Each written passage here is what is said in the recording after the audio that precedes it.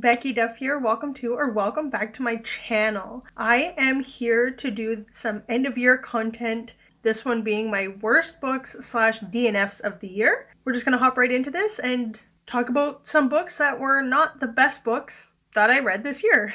I am currently staying in a B&B. My husband got me this as a gift for Christmas, so I'm taking advantage of a little bit of quiet downtime. That's why you might not recognize what's going on behind me.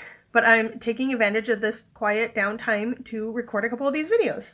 And I am very quickly losing daylight. So it's that fun time of year where the days are very, very short. I just want to talk about my reading. I have read 90 books this year so far. My goal was 75. So that has been good reading wise. I have a hard time remembering the books that I've been reading. Especially the last couple of months, I've completely forgotten that I've read books until I go back and look on Storygraph. Like, I went back on Storygraph to look at all the books I've read this year and write down like worst, best, DNFs, things like that. So I really need to focus on, I'm going to talk about this in my reading goals for next year, but I really need to focus on not reading as many books as I can possibly cram into a year, but enjoying the books I am reading and absorbing the information. And I know with anybody, regardless of the number of books you read a year, but especially those who are reading like 100 to 300 books a year, there are going to be some books that you just are not memorable, and that's normal.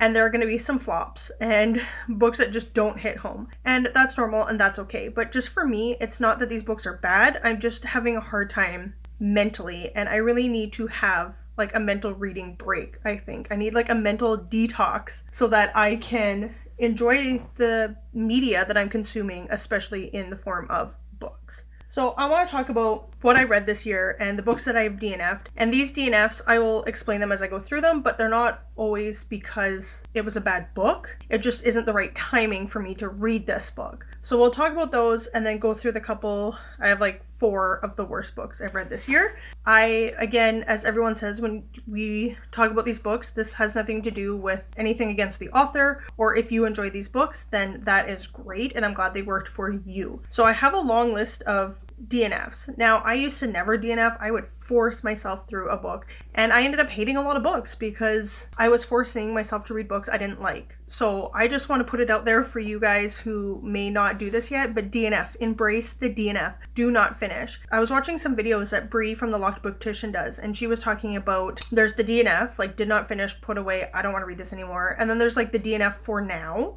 I'm just putting this aside because this is a hard read. This is too much for me to handle kind of thing. But I want to slowly work my way through this book. Or yeah, just it's not for right now, but maybe in a later season. Whether it's this year, later on in the year, or just a different year altogether or whatever. Bree called those the pause for now books. So I want to really encourage you to DNF or pause for now or whatever it is that will help you with your reading and enjoying the reads that you are picking up. Very important. And let's get into the books I DNF'd this year. So at the very beginning of the year, I picked up a book called Life Without Limits, and I picked up that book for the buzzword, which was life or death. And this is a nonfiction book, and it was just very much this man's story. He has no limbs at all. And I thought it was going to be more just like his life journey and how he's gotten where he is the current day of when the book was written. But it was more just a motivational book.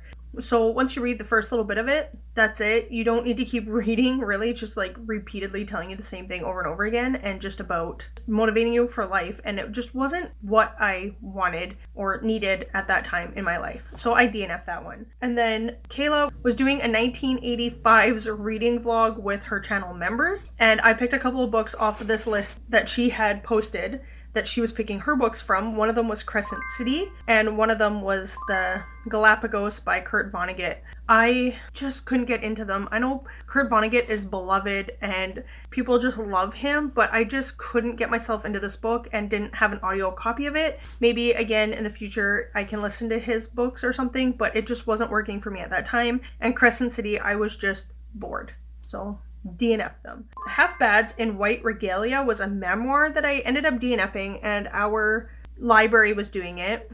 They've been picking Indigenous reads, mostly nonfiction, I believe, and doing like a discussion with them and stuff like that. And I feel really bad DNFing a memoir, an Indigenous memoir at that. And I was reading like half of it, but I just wasn't connecting to it for some reason. One of the memoirs that we did read for that book club, I did finish and I really did enjoy, and it was a really tough read. But this one I just wasn't connecting with, and then somebody else asked me like, hey, did you get a copy of that book? I wasn't able to get one from the library, and I said, yeah, you can have it. And I just didn't finish it. It's Canadian and it's Indigenous, and I really wanted to, but it just wasn't working out for me, sadly.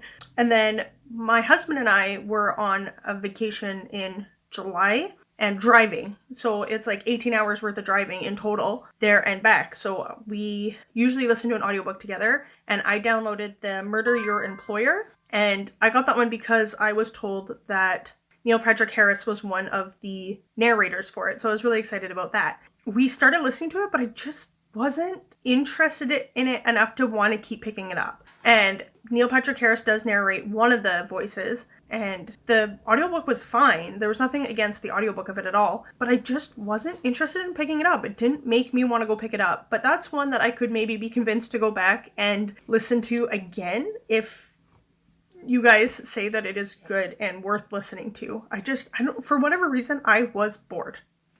I don't know, my husband wanted to keep listening to it more than I did, but I just gave up on it. I was also listening to The Bookshop of Second Chances. This is a book I picked up again for the buzzword, and it was about, I can't remember, August or September or October. The buzzword was game-related words, so the second chances. And I really liked the cover of this book. I like books about books and bookshops and things, but this one, I just didn't care, honestly, about what was happening. This girl was getting divorced from her husband and moving into her grandfather's place or something because he had passed away and left it to her. So she had to go like through all of his stuff and all of his books, and there's a bookshop there owned by this guy. Him and his family, like their family owns the land that her grandfather has like a place on, and the one brother wants to buy out all the land so they own all of it. And the other brother's like, no, this is not the life for me, and he has opened up an antique bookshop in town, and I just didn't care about anybody in the story. And I read like half of it, and I was just like, every time I picked it up and was reading it, I was like, I don't care,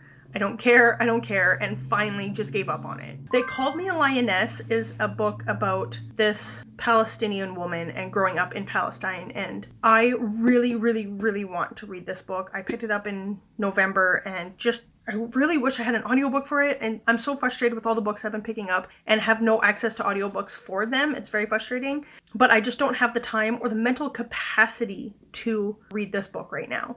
So I've put that one to the side. That's a pause for now book. And I'll probably go back and like start it from the beginning. I got that one from the library. Maybe sometime in the future there'll be an audiobook for it. I want to focus on reading books from around the world next year and educating myself more about what is happening around the world, because I am completely clueless when it comes to that kind of stuff. So hopefully I can get back to that one. That's a pause for now.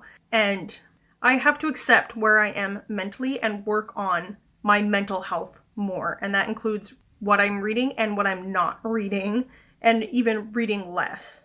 And then I just recently DNF'd Blame It on the Mistletoe. I was looking for one more Christmas book to listen to before Christmas, and this one was like pitched as The Holiday meets something else, I can't remember. And The Holiday's that one where the girl from America and the girl from Britain, they switch places over Christmas and fall in love with like guys in the new town. And I was like, oh, this sounds really fun. But I didn't realize it was a YA novel. And I only got like to chapter 2 or something. But it was very much a YA novel, which is fine. I'm okay with YA novels, but it was very much heavy on social media. And for some reason, we don't know, she canceled her last social media account. And by the end of the year, she's hoping to get 50,000 subscribers on this one. And I don't know if it's like Twitter or Instagram or what social media site she's trying to build a thing on. But yeah, I was just like, I don't care about the social media aspect of it. And like, it was just so heavily put in there. I could read it if it was a part of it, but it was such a huge part of it. So I gave up on that one. My husband's like, well, just read a little bit more and see if you like it. And I'm just like, no, I'm embracing the DNF and I am cutting that one out. So the worst books I read this year that I did push through and read, one of them was Through Black Spruce. And this one was just boring. And this was a book that my friend and I got as a mystery book buddy read together. We both got it, and I was just like, I'm so bored reading this. And then I happened to find an audiobook of it, and me and her both, Do you care about Play on Space? No. My husband's texting me. I just didn't care about the book that much, and it's supposed to be an Indigenous read, but there's kind of some controversy with the guy who wrote it, Joseph Broden or something like that. He is questionable about his Indigenous heritage, but I mean, I can't say what it is. Who am I to say if he's Indigenous or not? He claims to be, but there's some question there about it. So it's kind of weird to read a book that's so very heavily Indigenous, but the question of the author is a little bit like, is he Indigenous or not? I can't explain it. It's just, I didn't enjoy it as much as I hoped I would have, as it was a buddy read with my friend. Also, The Long Walk by Stephen King. I read that one again for the buzzword. It was verbs or whatever, like action words.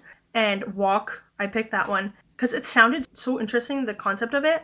I picked it up and almost DNF'd it. I was like, I don't want to read this book. I was reading it physically, but then I looked up a couple reviews for it and people were like, it's so good and it's so amazing and the ending is so awesome and blah, blah, blah. So I was like, okay, I will get an audiobook for it, which I happen to find one, thankfully. And I listened to the whole thing, but it's just, I didn't care so much. It was really gross. It's this competition between ages like 13 and 18. Only guys can join it, and you have to just walk until you drop dead, basically. And if you stop for any amount of time, that's it. You're dead. They like shoot you, pull you off the road. That's it. And there's a prize at the end. We don't know what the prize is. And the guys were just so gross and overly sexual and things. And I was like, this is what you're thinking about when you're on this walk? Like, okay, maybe teenage boys really are that gross and whatever, but I just didn't want to read it and I didn't care. So that is one of the worst books. A Very Typical Family. I've talked about this one before as well. Again, this one just like nothing happened, and it's just one of those books that I keep forgetting I even read it. So it was like maybe a 2-star. I don't know. It was just so boring. It says A Very Typical Family, and it was, like I said before, this girl catches her older brother and sister are doing drugs with a friend, and the friend has like an overdose, and the younger sister, calls the cops. And you don't know about this at the beginning of the book. This is like kind of like the mystery of